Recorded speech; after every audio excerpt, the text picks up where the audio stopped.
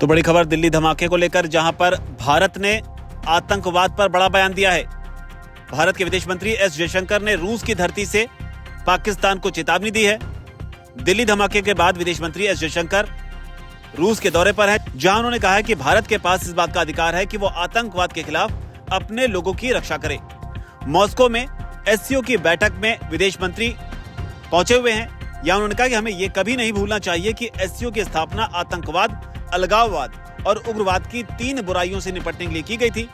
बीते सालों में ये खतरे और भी गंभीर हो गए हैं। ये जरूरी है कि दुनिया आतंकवाद के सभी रूपों और अभिव्यक्तियों के प्रति जीरो टॉलरेंस दिखाए। इसके अलावा आतंकवाद को लेकर 2 टूक बयान देते हुए जयशंकर ने कहा कि भारत अपनी कार्रवाई जारी रखते हुए मजबूती से जवाब देगा। हालांकि इस बीच उन्होंने एससीओ के कार्य प्रणाली में बदलाव की भी वकालत की। आतंकवाद का जिक्र करते हुए उन्होंने कहा कि इसका कोई जस्टिफिकेशन नहीं हो सकता, कोई अनदेखी नहीं हो सकती और कोई लीपापोती यानी कि व्हाइट वॉशिंग नहीं की जा सकती है।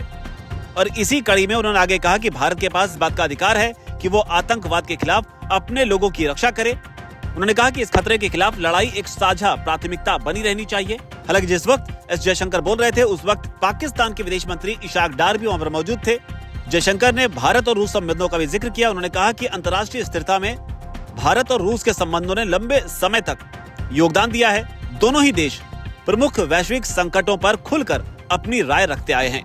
इस बीच उन्होंने इकोनॉमिक एजेंडे पर भी बात की। उन्होंने कहा कि ग्लोबल फाइनेंशियल एनवायरनमेंट अनिश्चित और अस्थिर बना हुआ है, जहां आपूर्ति पक्ष की बाधाएं अब मांग पक्ष के दबाव में बदल रही हैं। तो ये बड़ा बयान दिया। उन्होंने साथ ये भी कहा कि इस माहौल में एससीओ सदस्यों से साझेदारी की डाइवर्सिफिकेशन लाने और अधिकतम संभव आर्थिक संबंध बनाने का मैं आग्रह करता हूं। आपको बता दें, रूसी राष्ट्रपति व्लादिमीर पुतिन 4 और 5 दिसंबर को भारत दौरे पर आ रहे हैं, जिसके बाद माना जा रहा है कि इस दौरे पर कई अहम समझौतों पर हस्ताक्षर किए जा सकते हैं। उधर पाकिस्तान में लगातार खलबली मची हुई है। दिल्ली में धमाके के बाद से ही असीम मुनीर एक्शन में है।